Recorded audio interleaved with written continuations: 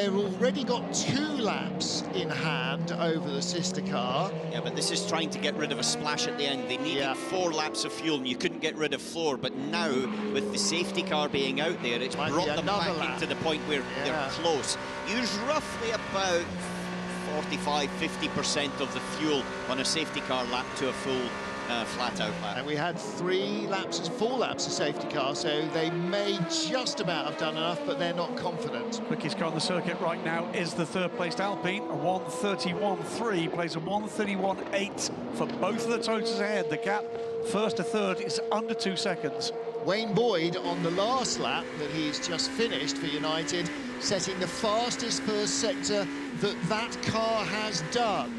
So he's not losing anything to Phil Hansen or Paul de Resta in terms of pace. Stoffel van Dorn making sure he doesn't, a second behind. Charles Milesi now 4.5 seconds back from Van Dorn, and Ann Davidson 6.5 seconds back from him. So the top 4 spread out fairly quickly in LMP2 as Wayne Boyd tows Stoffel van Dorn with him, or Van Dorn pushes Stoffel ahead, whichever it is.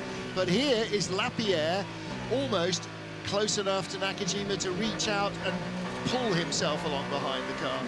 Fascinating stuff, and it changed in an instant, didn't it? And nothing whatsoever to do with the pace of the Toyotas or the Alpine.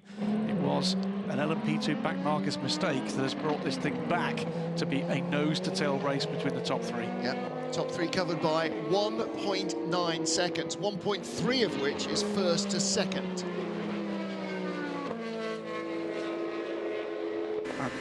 Much better run through the final turn from the Alpine as well. I don't think he's quite close enough here. But closing. Again quicker. 31.2 this time against 31.9s and 31.8s from the Toyotas. Well, remember what Nico told us on the grid when he was starting on pole. He said to Louise Beckett, they are better in sector 1 and 2 than we are, which then means we are better in sector 3 than them. And that's why he closes at the end of the lap. But can he maintain that enough down the straight to be able to actually jump the car in front of him if he gets right up behind him like he is now? Well, what he's hoping for is that actually the number 7 Kobayashi car just ahead causes enough of an aero wash that the 8 Nakajima can't get a very good run through the final corner. And then that'll allow him, because the Alpine, I think, has got a little bit better front end on it at the moment in terms of balance, especially over that bump that is in the middle of the final corner. Fantastic stuff emerging here in Hypercar. Great fight as well. We'll get to it in GTE AM, where the 2 cars were battling for, what was it, 5th place. Now with this rotation and the latest pit stops, are battling for the lead with Antonio Fuoco in the Cetelar racing car ahead of Matteo Caroli. Here we go. This is where he builds up speed all the way down to the start-finish line. So let's see how much the Toyota has to be light on its toes and feather the throttle a fraction down the hill. Here comes the Alpine. They don't want to see themselves. We don't want to see them. That's Sebastian Buemi and Jose Maria Lopez. He's got him. Has he got enough speed at the top end to go by the Toyota around the outside? Nico Lapierre, Toyota driver versus current Toyota driver, doesn't quite get through.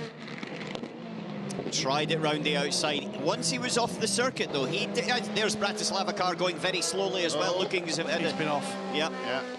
But once he got alongside and he was off the circuit, he lifted off. He didn't try to continue the move, as we saw with some of the LMP2 cars. He lifted off and gave the position back straight away. Yeah, he doesn't want to have any potential albatross hanging around his neck. He knows he can do this car on speed.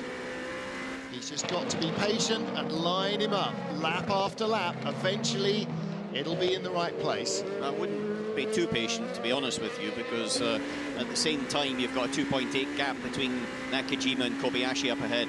Wayne Boyd in the pits, LMP2 leader, brings the United Autosport car in for service. Racing Team Netherlands in as well with Frits van Aert.